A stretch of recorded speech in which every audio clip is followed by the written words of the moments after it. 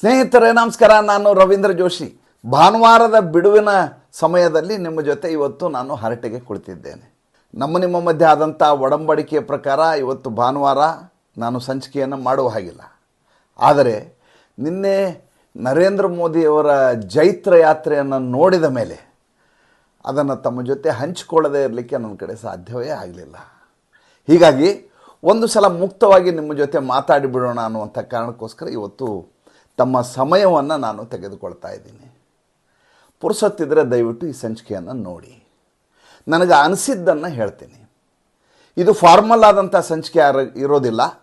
ಒಬ್ಬ ಗೆಳೆಯನ ಜೊತೆ ಮುಕ್ತವಾದಂಥ ಮಾತುಕತೆ ಅಂತ ತಾವು ಭಾವಿಸಬಹುದು. ದಿಲ್ಲಿಯ ಚುನಾವಣೆಯ ಫಲಿತಾಂಶ ಬಂತು. ಅದರ ಬಗ್ಗೆ ಈಗಾಗಲೇ ನಾವು ಸಂಚಿಕೆಗಳನ್ನು ಮಾಡಿದ್ದೇವೆ. ಒಂದಷ್ಟು ಜನ ತುಂಬ ಹೊಗಳಿದ್ದಾರೆ. ಏನಂತ, ನಮಗೆ ಅರವಿಂದ್ ಕೇಜ್ರಿವಾಲ್ ಅವ್ರ ಬಗ್ಗೆ ಇಷ್ಟೆಲ್ಲ ವಿಚಾರಗಳೇ ಗೊತ್ತಿರಲಿಲ್ಲ, ನೀವು ನಿರಂತರವಾಗಿ ಅವ್ರ ಬಗ್ಗೆ ವಿಡಿಯೋಗಳನ್ನು ಮಾಡ್ತಾ ಬಂದ್ರಿ. ಅವರ ಭ್ರಷ್ಟಾಚಾರದ ಬಗ್ಗೆ, ಅವರ ದಿಲ್ಲಿ ಲಿಕ್ಕರ್ ಹಗರಣದ ಬಗ್ಗೆ, ಅವರ ಆರೋಗ್ಯದ ಹೆಸರಿನಲ್ಲಿ ಮಾಡ್ತಾ ಇರುವಂಥ ಲೂಟಿಯ ಬಗ್ಗೆ ಎಲ್ಲವನ್ನು ಮಾಡಿದ್ರಿ. ಹೀಗಾಗಿ ನಮಗೆ ಈ ದೇಶದಲ್ಲಿ ಯಾವ ರೀತಿಯ ಕಂಟಕಪ್ರಾಯವಾದಂಥ ರಾಜಕಾರಣಿ ಒಬ್ಬ ಇದ್ದಾರೆ ಅನ್ನುವಂಥ ಕಲ್ಪನೆ ಬಂತು ಅಂತ ಬಹಳಷ್ಟು ಜನ ಪ್ರಶಂಸೆ ಮಾಡಿದ್ದಾರೆ. ಇನ್ನು ಕೆಲವರು ಹೇಳಿದ್ದಾರೆ, ಬೇರೆ ರಾಜಕಾರಣಿಗಳು ಯಾರು ಭ್ರಷ್ಟರಿಲ್ವಾ, ಕೇವಲ ಅರವಿಂದ್ ಕೇಜ್ರಿವಾಲ್ ಅವ್ರನ್ನ ಯಾಕೆ ಟಾರ್ಗೆಟ್ ಮಾಡ್ತಾ ಇದ್ದೀರಾ? ಯಾರಾದರೂ ಮೇಲ್ನೋಟಕ್ಕೆ ಈ ಮಾತನ್ನು ಕೇಳಿದ್ರೆ ಹೌದು ಅನಿಸುತ್ತೆ. ಹೌದಲ್ವಾ, ಅರವಿಂದ್ ಕೇಜ್ರಿವಾಲ್ ಒಬ್ಬರೇ ಭ್ರಷ್ಟ, ಬೇರೆ ಯಾವ ರಾಜಕಾರಣಿಗೆ ಭ್ರಷ್ಟೇ ಅಲ್ವಾ? ಎಲ್ಲರೂ ಪ್ರಾಮಾಣಿಕರ. ಹಾಗಾದರೆ ಅವ್ರನ್ನ ಯಾಕೆ ಟಾರ್ಗೆಟ್ ಮಾಡೋದಿಲ್ಲ, ನಾನು ಇವ್ರನ್ನೇ ಯಾಕೆ ಟಾರ್ಗೆಟ್ ಮಾಡಿದೆ? ನಾನು ಪ್ರಶ್ನೆ ಮಾಡ್ಕೋಬೇಕಾದಂಥ ವಿಚಾರ ಅಲ್ವಾ ಇದು? ಅದರ ಹಿಂದೆ ಒಂದು ತಾರ್ಕಿಕವಾದಂಥ ಒಂದು ಕಾರಣ ಇದೆ. ಈಗ ಬೇರೆ ಎಲ್ಲ ಜನ ಸುಳ್ಳು ಹೇಳಿದರೆ ಅದ್ರ ಬಗ್ಗೆ ಯಾರೂ ಅಭ್ಯಂತರವನ್ನು ಮಾಡೋದಿಲ್ಲ. ಮನುಷ್ಯನ ಸ್ವಭಾವ ಏನೋ ಸುಳ್ಳು ಹೇಳಿಬಿಟ್ಟಿದ್ದಾರೆ ಅಂತಾರೆ, ಕ್ಷಮಿಸಿಬಿಡ್ತಾರೆ. ಅಥವಾ ಸುಳ್ಳು ಹೇಳಿದ ವ್ಯಕ್ತಿ ಪ್ರಾಯಶ್ಚಿತ್ತವನ್ನು ಮಾಡ್ಕೋಬೋದು. ಆದರೆ ಸತ್ಯ ಹರಿಶ್ಚಂದ್ರ ಅನ್ನುವಂಥ ಒಬ್ಬ ರಾಜ ಇದ್ದ ಸಂದರ್ಭದಲ್ಲಿ, ತನ್ನನ್ನು ತಾನು ಸತ್ಯ ಹರಿಶ್ಚಂದ್ರ ಅಂತ ಹೇಳಿಕೊಂಡಂಥ ಸಂದರ್ಭದಲ್ಲಿ, ತನಗೆ ತಾನೇ ಸ್ವಯಂ ಘೋಷಿಸಿಕೊಂಡಂಥ ಸಂದರ್ಭದಲ್ಲಿ ಆತನಿಗೆ ಸುಳ್ಳು ಹೇಳುವ ಅಧಿಕಾರವಿಲ್ಲ. ಆತ ಸತ್ಯಂವದ ಧರ್ಮಂ ಚರ ಅಂತಲೇ ಅನ್ನಬೇಕು, ಅದೇ ರೀತಿಯಾದ ನಡೆ ಇರಬೇಕು. ಆತ ಸುಳ್ಳು ಹೇಳಿದಾಗ ಉಳಿದವರು ವಿಹ್ವಲಗೊಂಡು ಬಿಡ್ತಾರೆ, ಗಾಬರಿ ಆಗ್ತಾರೆ, ಆತಂಕಿತರಾಗ್ತಾರೆ. ಏಕೆ? ಸತ್ಯ ಹರಿಶ್ಚಂದ್ರನ ಸುಳ್ಳು ಹೇಳ್ಬಿಟ್ನಲ್ಲ, ಯಾವ ಸ್ಥಿತಿಗೆ ಬಂದ್ವಿ ಅನ್ನೋಂಥ ಆತಂಕ ಕಾಡಲಿಕ್ಕೆ ಶುರುವಾಗತ್ತೆ. ಅರವಿಂದ್ ಕೇಜ್ರಿವಾಲ್ ವಿಚಾರಕ್ಕೆ ಈ ದೇಶದ ಜನಸಾಮಾನ್ಯರಲ್ಲಿ ಉಂಟಾದಂಥ ಭಾವನೆ ಅದೇ. ಪ್ರಲೋಭನೆಯ ರಾಜಕಾರಣವನ್ನು ಈ ದೇಶಕ್ಕೆ ತೋರಿಸಿಕೊಟ್ಟ ವ್ಯಕ್ತಿ ಅರವಿಂದ್ ಕೇಜ್ರಿವಾಲ್. ಅದು ಒಂದೇ ಆಗಿದ್ದರೆ ಕ್ಷಮಿಸಿಬಿಡೋಣ. ಬಿಟ್ಟಿ ಭಾಗ್ಯ ಕೊಡ್ತಾ ಇದ್ದಾನೆ, ಹೆಂಗೋ ಮಾಡಿ ಗೆಲ್ಲಬೇಕು ಅಂತಾನೆ ರಾಜಕಾರಣದಲ್ಲಿ, ಅದೂ ಒಂದು ನಡೆದು ಹೋಗಿಬಿಡಲಿ ಅಂತ ಅನ್ಬೋದು. ಆದರೆ ಈ ಮನುಷ್ಯ ಜನಸಾಮಾನ್ಯರ ಮಧ್ಯದಿಂದ ಬಂದಂಥ ವ್ಯಕ್ತಿ. ಒಂದು ಹೇಳಿಕೆಯನ್ನು ಕೊಟ್ಟ ದಿವಸ ನಾನು ಗಾಬರಿ ಆಗಿಬಿಟ್ಟೆ. ಈತ ಹೇಳ್ತಾರೆ, ದಿಲ್ಲಿ ಕೆ ರಾಜಾ ಹೈ ಹಮ್, ದಿಲ್ಲಿ ಕೆ ರಾಜಾ, ಹಮೇ ಕೊಯ್ ಕುಚ್ ನಹಿ ಬಿಗಾಡ ಸಕ್ತಾ. ಇವರು ದಿಲ್ಲಿಯ ರಾಜರಂತೆ, ಅವ್ರಿಗೆ ಯಾರೂ ಏನು ಮಾಡಲಿಕ್ಕಾಗಲ್ಲಂತೆ. ಏ ಮೋದಿ ಅಮಿತ್ ಶಾ ಮುझे कुछ नहीं कर सकते, मुझे हरा नहीं सकते, मोदी जी आप मुझे हरा नहीं सकते ಅಂತ. मैं नरेंद्र मोदी जी को कहना चाहता हूं, मोदी जी इस जन्म में तो आप हमको नहीं हरा सकते दिल्ली के अंदर, आम आदमी पार्टी को। आपको दूसरा जन्म लेना पड़ेगा, इस जन्म में तो नहीं हरा सकते आप आम आदमी पार्टी को दिल्ली में। ಏನ್ರಿ ಮಾತು? ದುರಹಂಕಾರದ ಪರಾಕಾಷ್ಠೆ ಇದು. ನೀವು ನನ್ನನ್ನು ಸೋಲಿಸಲಿಕ್ಕೆ ಸಾಧ್ಯ ಇಲ್ಲ ಅಂತ ಒಬ್ಬ ರಾಜಕಾರಣಿ ಹೇಳಲಿಕ್ಕೆ ಶುರುವಾಗಿಬಿಟ್ರೆ, ಹಾಗಾದರೆ ಈತ ಯಾವ ಮಟ್ಟಿಗೆ ಆತ್ಮವಿಶ್ವಾಸವನ್ನು ತೋರಿಸ್ತಾ ಇದ್ದಾನೆ ಅಂತ. ಅದು ಆತ್ಮವಿಶ್ವಾಸ ಅನ್ನಬಾರ್ದು, ಇದಕ್ಕೆ ಅಹಂಕಾರವನ್ನು ಮೆರಿತಾ ಇದ್ದಾನೆ ಅಂತ ಹೇಳಬೇಕು. ನೋಡಿ, ರಾಜಕಾರಣಿಗಳು ಯಾರ್ಯಾರು ಜೈಲಿಗೆ ಹೋಗಿ ಬಂದಿದ್ದಾರೋ ಅವರೆಲ್ಲ ರಾಜಕೀಯವಾಗಿ ಪುನರುತ್ಥಾನಗೊಂಡಿದ್ದಾರೆ ಈ ದೇಶದಲ್ಲಿ. ಉದಾಹರಣೆಗೆ ಇಂದಿರಾ ಗಾಂಧಿ ತುರ್ತು ಪರಿಸ್ಥಿತಿ ಅಂತ ತುರ್ತು ಪರಿಸ್ಥಿತಿಯನ್ನು ಹೇರಿದರೂ ಕೂಡ ಈ ದೇಶದ ಜನ ಅವರನ್ನು ಕ್ಷಮಿಸಿ ಮತ್ತೆ ಅವರಿಗೆ ಅಧಿಕಾರವನ್ನು ಕೊಟ್ಟರು, ಮತ್ತೆ ಅವರು ಪ್ರಧಾನಮಂತ್ರಿ ಆದರು. ಭ್ರಷ್ಟನಾದಂಥ ಲಾಲು ಯಾದವ್ ಜೈಲಿಗೆ ಹೋಗಿ ಬಂದ ಮೇಲೂ ಕೂಡ ರೈಲ್ವೆ ಸಚಿವರಾದರು, ಕೇಂದ್ರ ರೈಲ್ವೆ ಸಚಿವರಾದರು. ಈಗಿರುವಾಗ ಅರವಿಂದ್ ಕೇಜ್ರಿವಾಲ್ಗೆ ಈ ಅವಕಾಶ ದಕ್ಕಲಿಲ್ಲ ಈ ಸಲ. ಈತ ಜೈಲಿಗೆ ಹೋಗಿ ಬಂದ ಮೇಲೆ ಏನಾದರೂ ಉದ್ಧಾರ ಆಗಿಬಿಡ್ತಾರೆ ಅಂತ ಭಾಳಷ್ಟು ಜನ ನಿರೀಕ್ಷೆಯನ್ನು ಕೂಡ ಮಾಡಿದರು. ಏಕೆ, ಜೈಲಿಗೆ ಹೋಗಿ ಬಂದವರಿಗೆಲ್ಲ ಬೇರೆ ಮತ್ತೆ ಅವ್ರಿಗೆ ಇನ್ನೊಂದು ಅವಕಾಶ ಲಭ್ಯ ಆಗತ್ತೆ ಅನ್ನುವಂಥ ಹಳೆಯ ಇತಿಹಾಸದ ಪುಟಗಳನ್ನು ನೋಡಿದಾಗ ಇರೋದರಿಂದ ಮತ್ತೆ ಆತನಿಗೆ ಅಂಥ ಅವಕಾಶ ಲಭ್ಯ ಆಗತ್ತೆ ಅಂತ ಭಾಳಷ್ಟು ಜನ ಎಡಚರು ಭಾವಿಸಿದರು. ಆದರೆ ಈ ದೇಶದ ಜನ, ಅದರಲ್ಲಿ ವಿಶೇಷವಾಗಿ ದಿಲ್ಲಿಯ ಜನ ಈತನನ್ನು ಸಂಪೂರ್ಣವಾಗಿ ನಿರ್ಲಕ್ಷಿಸಿದರು. ನಿರ್ಲಕ್ಷಿಸುವುದು ಯಾವ ಮಟ್ಟಿಗೆ ಅಂದರೆ ತನ್ನ ಸ್ವಂತ ಕ್ಷೇತ್ರವನ್ನು ಕೂಡ ಈತ ಗೆಲ್ಲಲಿಕ್ಕೆ ಸಾಧ್ಯ ಆಗಲಿಲ್ಲ. ಅದಕ್ಕೆ ಕುಮಾರ್ ವಿಶ್ವಾಸ್ ಭಾಳ ಒಳ್ಳೆಯ ಮಾತನ್ನು ಹೇಳಿದ್ದಾರೆ. ಭಾರತೀಯ ಜನತಾ ಪಾರ್ಟಿ ಮತ್ತು ದಿಲ್ಲಿಯ ಜನತೆ ಕೌರವನ ತೊಡೆಯನ್ನು ಮುರಿದಿದ್ದಾರೆ ಅಂತ ಹೇಳಿದ್ದಾರೆ. ಯಾವಾಗ ಚುನಾವಣಾ ಫಲಿತಾಂಶ ಬಂತೋ ಆವಾಗ ಹಳೆಯ ದಿನಗಳನ್ನು ಜ್ಞಾಪಿಸಿಕೊಂಡು ನನ್ನ ಪತ್ನಿ ಕಣ್ಣೀರು ಹಾಕಿದರು ಅಂತ ಕುಮಾರ್ ವಿಶ್ವಾಸ್ ಹೇಳ್ತಾರೆ. ಈ ಕುಮಾರ್ ವಿಶ್ವಾಸ್, ಶಾಂತಿ ಭೂಷಣ್, ಪ್ರಶಾಂತ್ ಭೂಷಣ್ ಇವರೆಲ್ಲರಿಂದ ಇವತ್ತು ಆಮ್ ಆದ್ಮಿ ಪಕ್ಷ ಆಗಿದ್ದು. ಆದರೆ ಈತ ಹೇಗೆ ದಬ್ಬಾಳಿಕೆಯನ್ನು ಮೆರಲಿಕ್ಕೆ ಶುರು ಮಾಡ್ದ ಅಂದರೆ ಕಿರಣ್ ಬೇಡಿಯಿಂದ ಹಿಡಿದು ಎಲ್ಲರನ್ನೂ ಹೊರಗಡೆ ಕಳಿಸಿ ತನ್ನದೇ ಸ್ವಾಮಿತ್ವವನ್ನು ಸ್ಥಾಪಿಸಿ ಭ್ರಷ್ಟ ದುರಾಡಳಿತ ಅರಾಜಕತೆಯ ರಾಜಕಾರಣಕ್ಕೆ ಮುನ್ನುಡಿಯನ್ನು ಬರೆದ. ನಾನು ಸೋಲೋದೇ ಇಲ್ಲ ಅನ್ನುವಂಥ ಭ್ರಮೆಗೆ ಹೊರಟೋಗ್ಬಿಟ್ಟ. ನೋಡಿ, ಆತ ಸೋತಿರೋದು, ಈತನ ಮಾರ್ಜಿನನ್ನು ನೀವು ಗಮನಿಸಬೇಕು.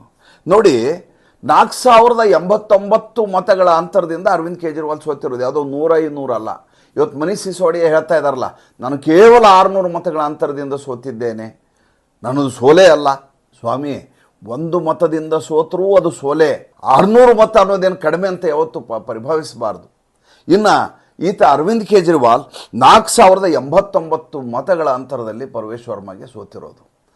ಮಜಾ ಅಂದರೆ 2013ರಲ್ಲಿ ಯಾರ ವಿರುದ್ಧ ಈತ ಭ್ರಷ್ಟಾಚಾರದ ಆರೋಪವನ್ನು ಹೊರಿಸಿ ಆಕೆ ಮಾನಸಿಕವಾಗಿ ಕುಬ್ಜ ಆಗುವ ಹಾಗೆ ಮಾಡಿ ನೈತಿಕವಾಗಿ ಸಂಪೂರ್ಣವಾಗಿ ಸೋತು ಬಿಡಬೇಕು ಆ ರೀತಿ ದಾಳಿಯನ್ನು ಮಾಡಿದ್ದು ಆ ಶೀಲಾ ದೀಕ್ಷಿತ್ ಮಗ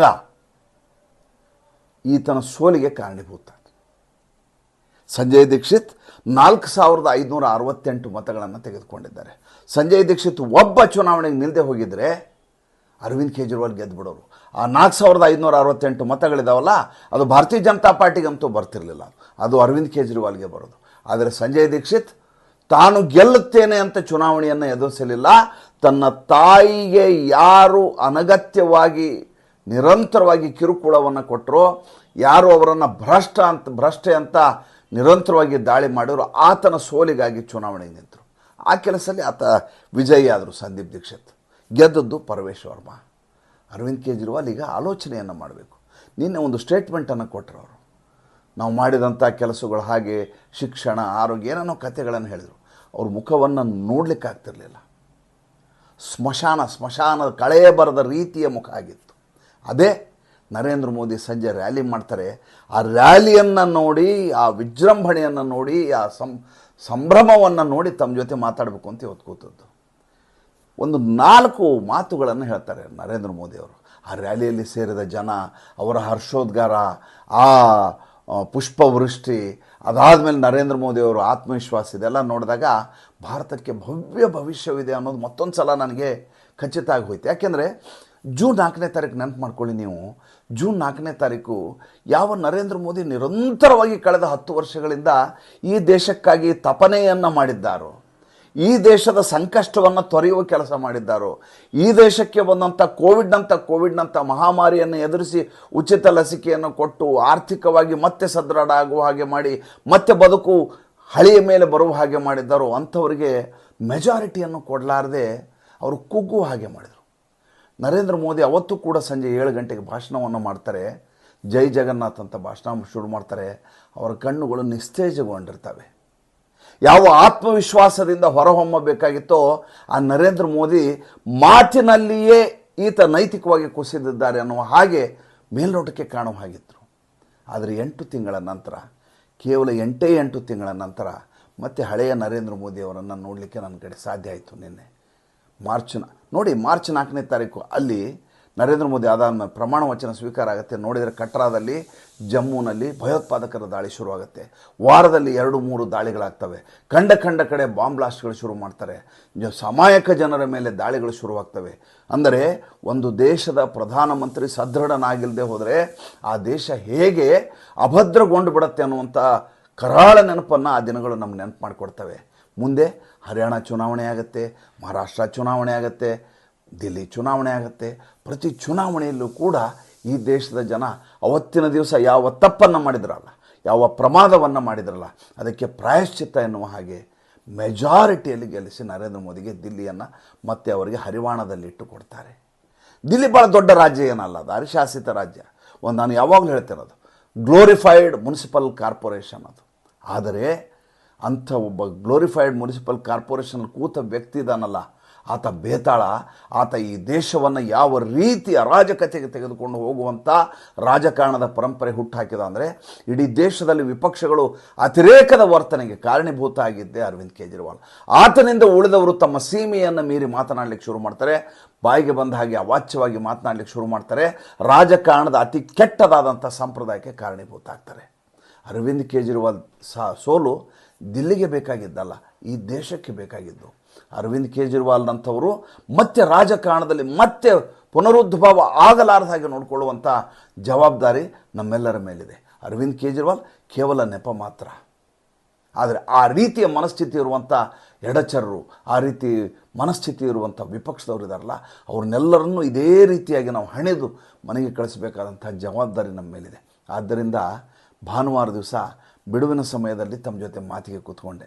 ನಾನು ಖುಷಿಯಾಗಿದ್ದೇನೆಂದರೆ, ಯಮುನೆಯನ್ನು ನೆನೆದುಕೊಂಡು ನರೇಂದ್ರ ಮೋದಿ ನಿನ್ನೆ ಭಾಷಣವನ್ನು ಶುರು ಮಾಡಿದರು.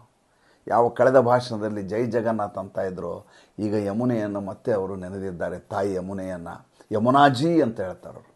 ಯಮುನಾಜಿ ಕಿ ಜೈ ಅಂತ ಹೇಳ್ತಾರೆ, ಜೈ ಯಮುನಾಜಿ ಅಂತಾರೆ.